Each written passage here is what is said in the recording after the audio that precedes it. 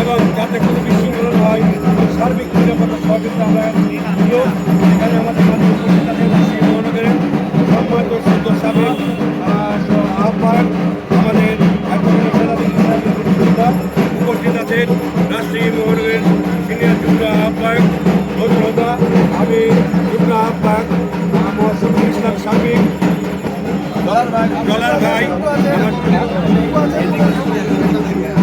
Dollar ভাই এবং আমাদের মিডিয়া সেলে যে সবসময় সার্বিক কাজ করে আমাদের রাকিব ভাই, সবাই আসছে যাতে সুন্দরভাবে এই মন্দিরে যাতে পূজা উৎসব করতে পারে, যাতে কোনো সমস্যা হলে আমাদের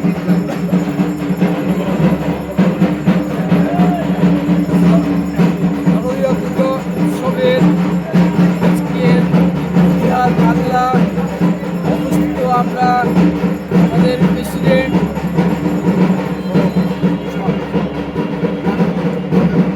মহাদেব কুমার ঘোষ সভাপতি, সেক্রেটারি হলো অরবিন্দ ঘোষ সরকার।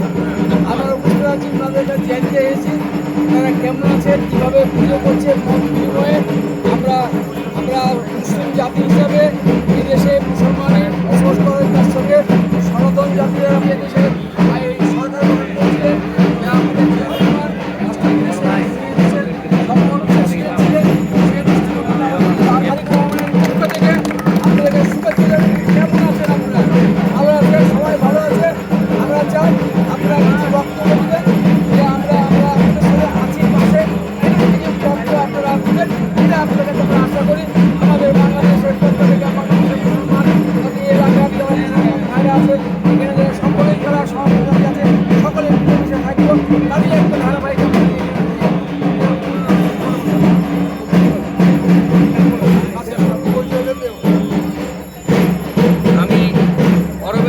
সরকার ইতিহাস সনাতন ধর্ম সংঘের সাধারণ সম্পাদক।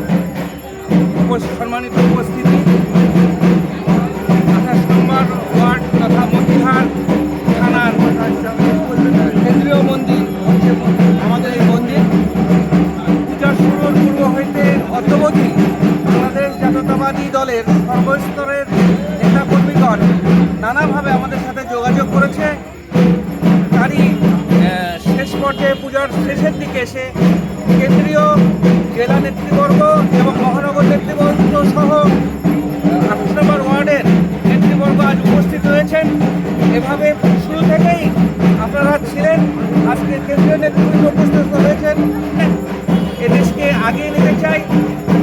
আমার বিশ্বাস যে আমরা কোনো দলের প্রতিনিধিত্ব করি না, বা এরকম যদি কোনো ধারণাকে পোষণ করে থাকেন সেটা ভুল হবে।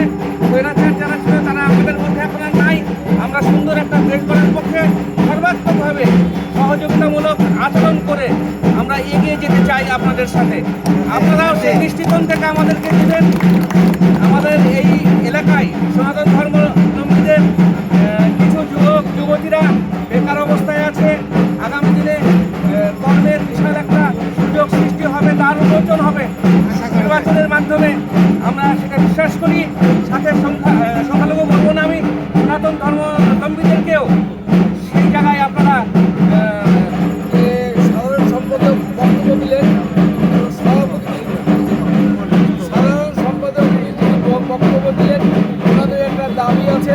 সেই দাবি আমরা আগামী দিনে সরকার গঠন করে ধানের শীষে ভোট পাই, সরকার গঠন করি, তাহলে আমরা ধর্ম মন্ত্রণালয়ে আমরা চাবো যে সনাতন ধর্মের একজনা হয় মন্ত্রী লেভেলে, যে কোনো লেভেলের একটা আমাদের সাথে নেতাকে ভাগে শেয়ার করার জন্য আমরা এই সরকারের যে সনাতন তাদের সাথে আমরা শেয়ার করতে পারি, যে এনাদের সমাধান কার্যকর করতে পারি। তার জন্য আমরা একটা প্রতিনিধি দেবো। আমাদের এই আমাদের একটা আশা আছে। এবার বক্তব্য দেবেন আমাদের প্রকট এরশাদ আলী সাহেব, বক্তব্য আমাদের সনাতন ধর্মের সাথে আমাদের সমন্বয়ে আমাদের যে আমরা বর্তমান